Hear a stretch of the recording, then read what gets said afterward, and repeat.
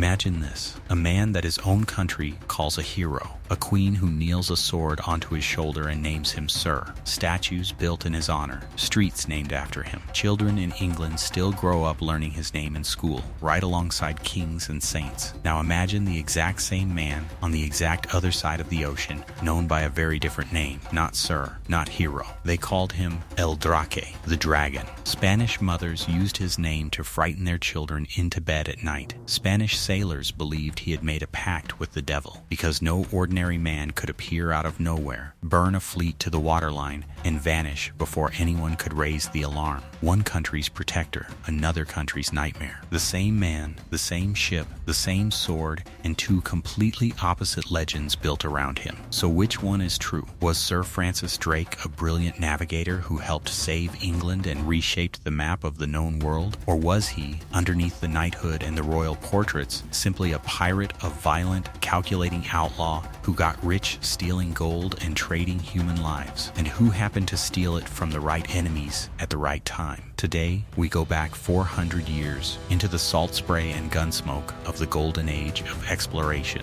to tear open the real story of Francis Drake. Because I promise you, by the end of this video, the man you thought you knew is going to look a lot more complicated and a lot darker than anything they taught you in school. Before we set sail, if dark, untold history like this is your kind of thing, hit subscribe and tap that bell so you don't miss the next voyage into the past. Now let's step aboard. A world built on gold and fear. To understand Francis Drake, you first have to understand the world he was born into. And it was a world ruled by exactly one thing: gold. By the middle of the 1500s, Spain wasn't just a country. It was an empire so vast and so wealthy that no other power in Europe could seriously challenge it. Spanish conquistadors had torn through the Aztec and Inca empires and the mountains of South America, places like Potos, where silver was said to be so abundant that entire hillsides gleamed with it, were being emptied into the holds of Spanish galleons. Once a year, sometimes twice, treasure fleets loaded with silver, gold, pearls, and gemstones sailed from the Caribbean back to Seville, and that treasure funded Spanish armies, Spanish churches, and the Spanish crown's grip on half the known world. England, by comparison, was small, poor, and dangerously exposed. It didn't have an empire. It didn't have Potos. What it had was a young, unmarried Protestant queen, Elizabeth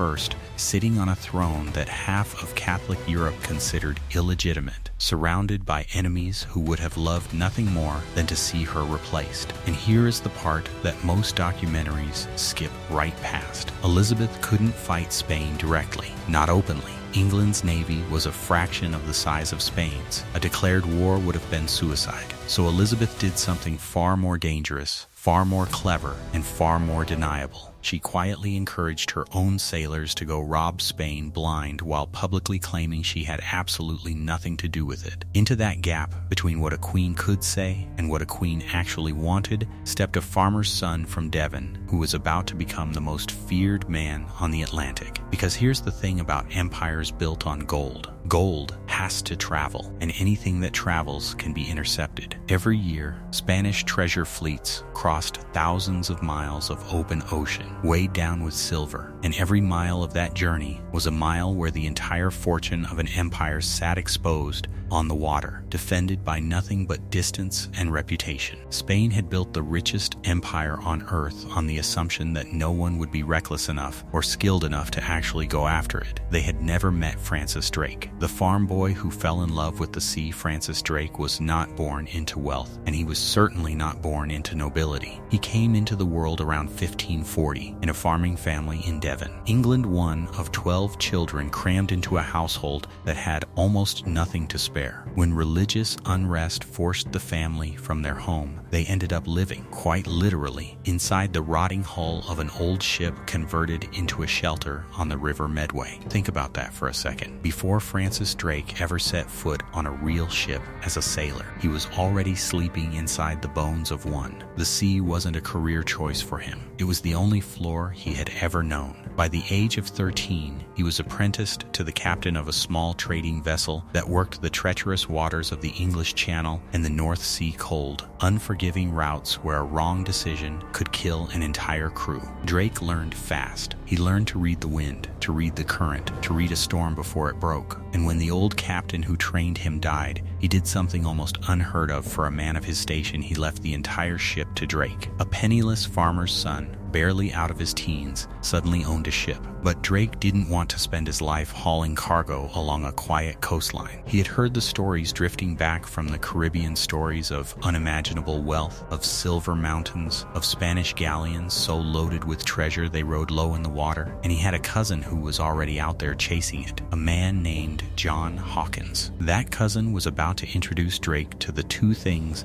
that would define the rest of his life: fortune and a very specific, very personal hatred of Spain. The betrayal that created a monster in 1568, Draque sailed as part of a small fleet commanded by his cousin John Hawkins. Their business was ugly, even by the standards of the time. They were slave traders, transporting captured Africans across the Atlantic to sell in Spanish colonies that were officially closed to English trade. It was profitable, it was illegal under Spanish law, and it was about to go catastrophically wrong. Caught in a violent storm, the fleet was forced to take shelter at a Spanish port called San Juan de Ulúa on the coast of what is now Mexico. Hawkins negotiated an uneasy truce with the Spanish authorities there, a fragile handshake agreement that both sides would stand down and let the English ships repair and resupply in peace. The Spanish broke that promise. Without warning, Spanish forces attacked the English fleet at anchor. Ship after ship was destroyed or captured. Hundreds of English sailors were killed, and many of those who survived and were taken prisoner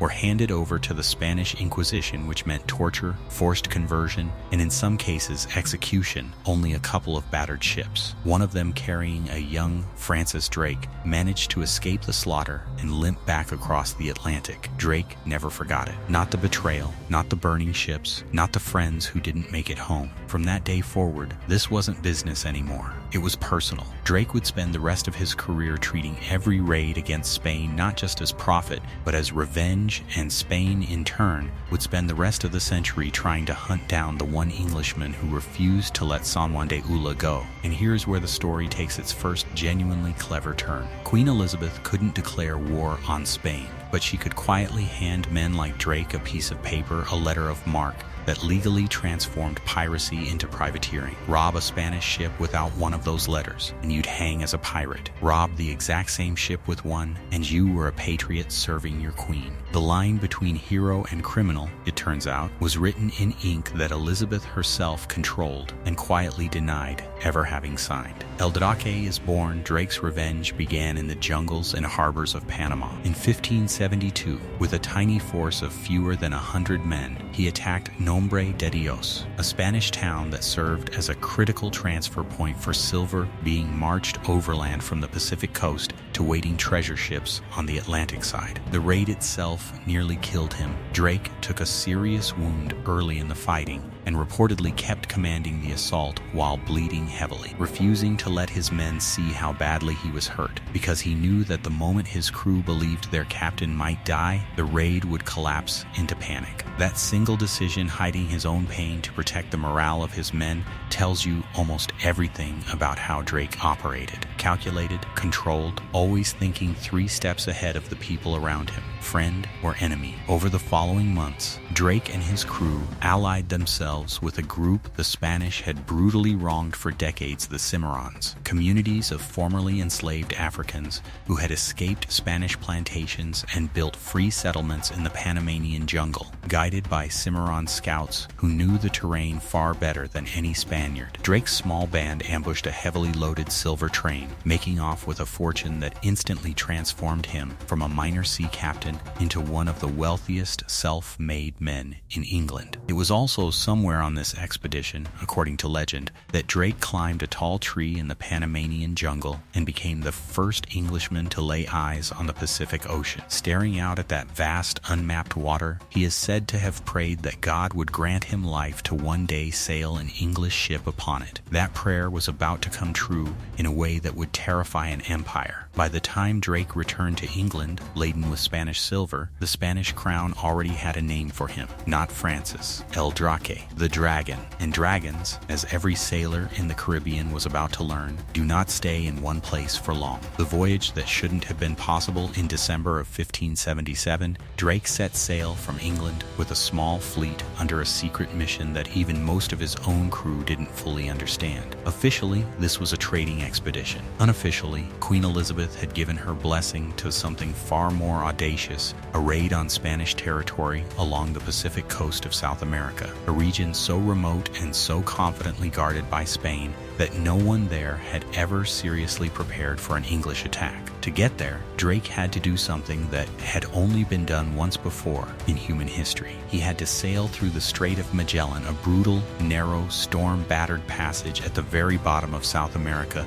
and out into the Pacific Ocean on the other side. The strait itself nearly destroyed the expedition. Ferocious storms scattered his ships. One turned back to England entirely. Another was lost. By the time Drake emerged into the Pacific, he was down to a single vessel, the ship, now famously renamed the Golden Hind, sailing utterly alone into waters that no Englishman had ever charted, against an enemy that had absolutely no idea he was coming. And that is exactly what made the next several months so devastating. Spanish ports and ships along the Pacific coast of South America had never once needed to prepare for an attack from the sea, because in over half a century of colonization, an enemy ship had simply never appeared there. Drake sailed up the coast like a ghost, striking undefended ports and unarmed treasure ships one after another. In one now legendary capture, he seized a Spanish galleon so overloaded with silver, gold, and jewels that his own crew nicknamed it the Cacafuego,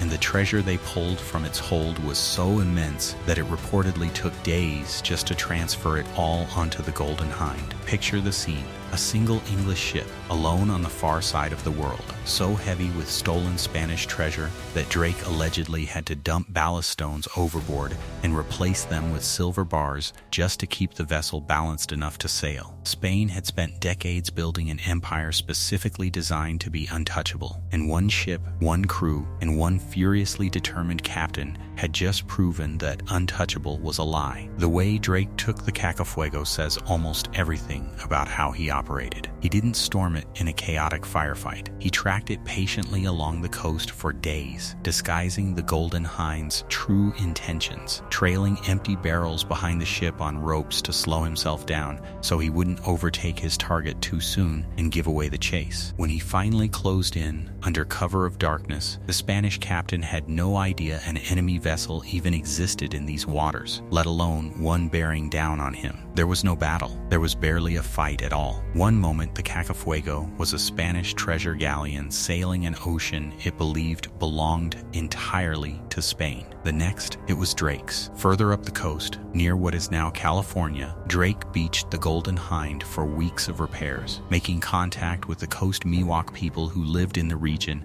and encounter English accounts from the voyage describe. Though, as with almost every European record of first contact in this era, those accounts were written entirely from the English point of view, filtered through assumptions and language neither side could fully translate. Drake named the region Nova Albion and claimed it for the English crown, planting a marker of English presence on a coastline no European had charted before, thousands of miles from the nearest English ship that could ever hope to defend it. With Spanish authorities now scrambling ships in every direction to hunt him down, Drake made a decision that was as strategically brilliant as it was audacious. Rather than risk sailing back the way he came straight into a Spanish trap waiting at the Strait of Magellan, he kept going west, across the Pacific, around the world. He became only the second commander in history to complete a full circumnavigation of the globe, and the first to survive the entire voyage as its actual leader from start to finish. When the Golden Hind finally limped back into an English harbor in 1580, nearly 3 years after departing, it was carrying a fortune so staggering that historians still argue over exact figures, but by some estimates, the treasure alone was worth more than the entire annual income of the English crown. Queen Elizabeth's reward for the man who had just openly humiliated the Spanish Empire? She boarded the Golden Hind herself, and in front of a stunned crowd, knighted Francis Drake on the deck of his own ship. The farm boy who once slept in the hull of a rotting hulk was now Sir Francis Drake. Spain, understandably, was not amused. Spanish diplomats formally demanded Drake's head. Elizabeth's answer was to give him a title instead. The massacre they don't put in the school books before we get to what Drake did in the Pacific. There's a chapter of his life that almost never makes it into the documentaries, and once you hear it, you'll understand why. In 1575, in the years between his early raids on Panama and his historic voyage around the world, Drake took part in an English military campaign in Ireland, serving under the command of the Earl of Essex. That campaign led to one of the darkest single incidents connected to Drake's name, the assault on Rathlin Island, off the coast of Antrim. Rathlin Island was being used as a refuge for the families of Scottish and Irish clan fighters, including women, children, and the elderly, who had been moved there specifically because it was supposed to be safe from the fighting on the mainland. English forces landed on the island, stormed a small castle where many of the refugees had taken shelter, and when the garrison surrendered, the killing did not stop.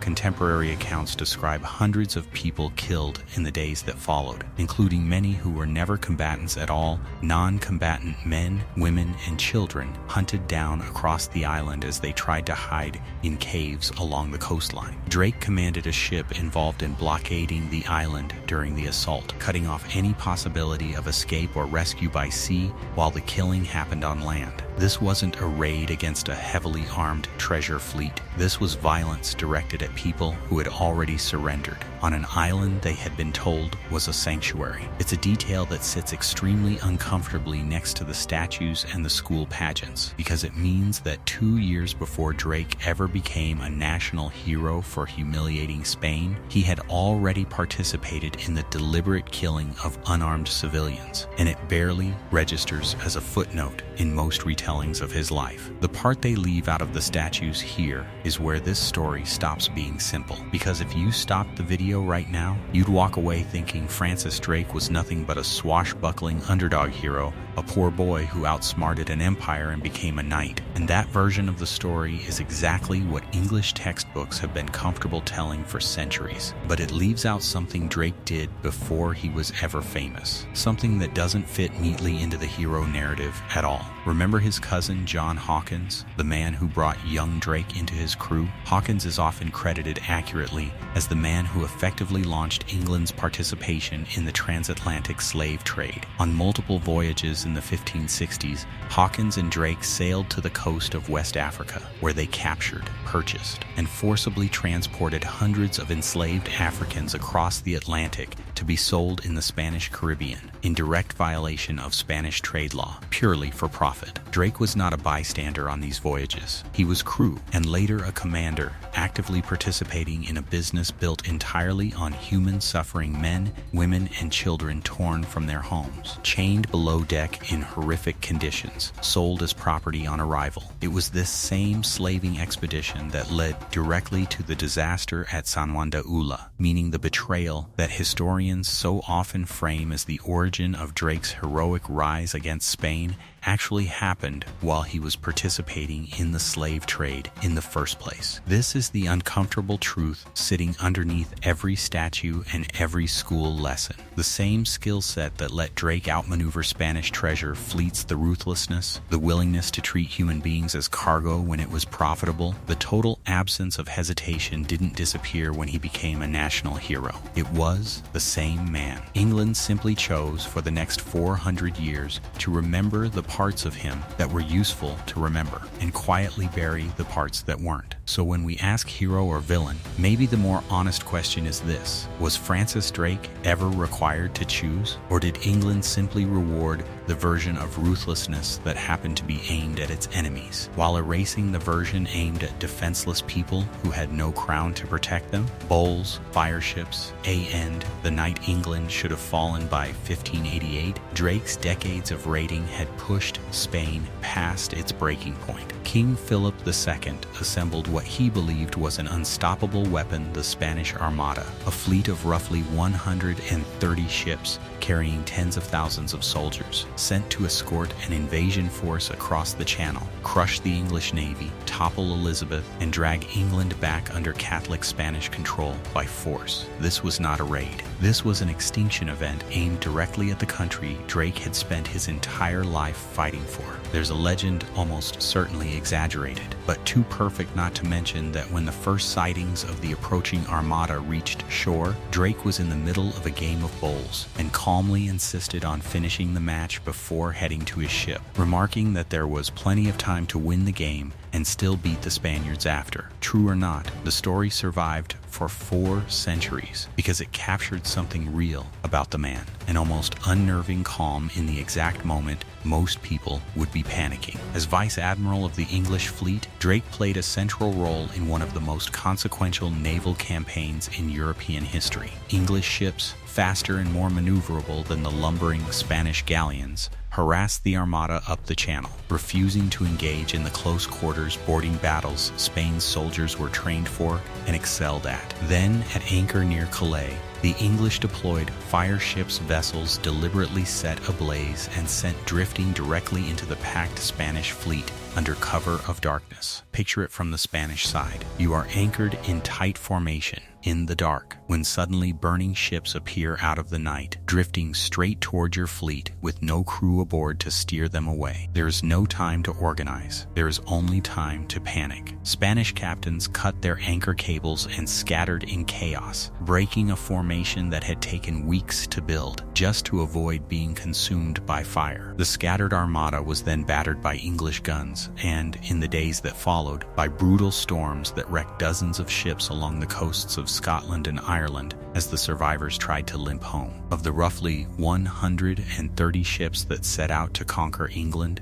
only about half made it back to Spain, and thousands of Spanish sailors and soldiers never returned at all. Along the wild coastlines of Ireland, storm-wrecked Spanish sailors who managed to swim ashore, half drowned and starving, often found no mercy waiting for them. Many were killed by English forces stationed there specifically to hunt down survivors, on the grounds that an invasion force, even a shipwrecked and unarmed one, could not be allowed to regroup on English-controlled soil. The Armada campaign that began with fire and cannon fire ended for hundreds of Spaniards, drowning in cold water or dying on a foreign beach they never intended to set foot on. In Spain, the defeat was treated as nothing short of a national catastrophe, a wound to the empire's confidence that took a generation to even begin to heal. In England, church bells rang for days. Elizabeth had survived, and once again, standing near the center of the victory was the same man who had been humiliating Spain personally for 20 straight years. England had survived an invasion it had no business surviving, and the man who had spent 20 years turning himself into Spain's most personal nightmare had just helped deliver the final humiliating blow. The Dragon's last voyage, you would think a story like this ends in triumph. It doesn't. In the years following the Armada, Drake's fortunes began to turn. A major expedition against Spanish territory in Portugal and Spain itself in 1589 ended in costly failure, damaging both his finances and his once untouchable reputation. For nearly a decade afterward, Draque found himself sidelined a legend, still respected, but no longer the golden favorite he had once been at court. In 1595, aging and eager to reclaim his former glory, Draque set out on one final expedition to the Caribbean alongside his old commander and cousin, John Hawkins, aiming to strike Spanish territories that had, by then, learned every lesson Draque had taught them decades earlier. Spanish colonial defenses were stronger now. Spanish captains had studied his tactics. The element of surprise that had once made Draque nearly unstoppable was gone, and gone with it were the easy, devastating victories of his youth. The expedition faltered from the start. Hawkins died during the campaign. Attacks on fortified Spanish positions were repelled, and then, in January of 1596, off the coast of Portobello, Panama, almost within sight of the same jungle where a much younger Draque had first laid eyes on the Pacific and prayed to sail it, Francis Draque fell ill with dysentery. He died at sea in the early hours of the morning, reportedly asking to be dressed in his full armor before the end, as though preparing for one last battle that never came. His body was sealed inside a lead coffin and lowered into the waters off the Panamanian coast, in the very region where his legend had first been forged. That coffin has never been found, Divers and treasure hunters have searched for it for centuries, and to this day, the final resting place of the man Spain called El Draque remains exactly where he wanted it, out of reach. At the bottom of the sea he spent his life conquering. Hero or villain? So, after everything, the poverty, the betrayal, the raids, the record-shattering voyage around the world, the slave trading, the knighthood, the fireships that saved a nation, what do we actually call Francis Drake? To England, in the 16th century and for centuries afterward, he was as close to a mythical figure as a real human being could become. A commoner who outthought and outfought an empire. A captain whose name alone could apparently make Spanish galleons surrender without a shot fired, simply because no one wanted to find out if the stories about the dragon were true. To Spain, he was never anything close to a hero. He was a thief, a heretic, and by their law, a pirate, regardless of what piece of paper Queen Elizabeth had quietly handed him. Spanish records from the period don't call him Sir, they call him a plague, and to the men, women, and children Drake and Hawkins forced across the Atlantic in chains years before he ever became famous, there was no ambiguity at all. There was only violence and loss, and a legacy that England spent centuries choosing not to talk about. Maybe the most honest answer is that Francis Drake was never one thing. He was a product of an era that had almost no room for moral consistency, an age where the exact same act of violence could be called treason or knighthood, depending entirely on whose flag you were flying and whose permission you had asked first. Drake simply understood that system better and exploited it more ruthlessly than almost anyone else alive. He wasn't a hero who happened to have flaws. He wasn't a villain wearing a hero's costume. He was something history rarely likes to admit. Exists a man who was both, completely, at the exact same time, and who never once seemed to lose a night's sleep over the contradiction. And this isn't just an argument about a man who has been dead for over 400 years. Even today, Drake's legacy is still being fought over in real time. Statues and place names honoring him have become flashpoints in modern debates about how nations remember figures tied to the slave trade, the same conversations that have surrounded monuments to his cousin John Hawkins in the English port city of Plymouth, where public pressure eventually forced authorities to reconsider how and whether that history should be displayed in public at all. The Francis Drake taught in school assemblies a generation ago, the fearless adventurer who beat the Armada, is increasingly sitting uncomfortably next to the Francis Drake historians now openly discuss the slave-trading privateer whose fortune was built, in part, on human suffering. Neither version is a lie. That's what makes this so uncomfortable. Both of those men were the same person, existing at the exact same time, making the exact same choices for the exact same reasons, his own advancement, and the advancement of a crown that was more than happy to look away as long as the gold kept arriving. So now, it's your turn. After everything you just heard, the poverty, the betrayal at San Juan de Ulúa, the raid through the jungles of Panama, the voyage around the entire world, the slave trade, the fireships that broke the Armada, and the lead coffin still lost somewhere off the coast of Panama, where do you land? Was Sir Francis Drake a hero England was lucky to have, or was he a villain that history simply forgot to punish? Drop your verdict in the comments below. I read every single one, because that's the uncomfortable truth this story leaves us with. History doesn't hand us clean heroes and clean villains nearly as often as we'd like. Most of the time, it hands us men like Francis Drake, brilliant, ruthless, brave, and brutal, all stitched into the same lead coffin, still sitting somewhere at the bottom of the sea, refusing to give us a simple answer even 400 years later. If this deep dive into the real history behind the legend kept you hooked, there's another dark, untold story waiting for you on screen right now. Click it. And if you made it all the way to the end of this one, do yourself a favor and subscribe so you never miss the next voyage into the past we uncover together.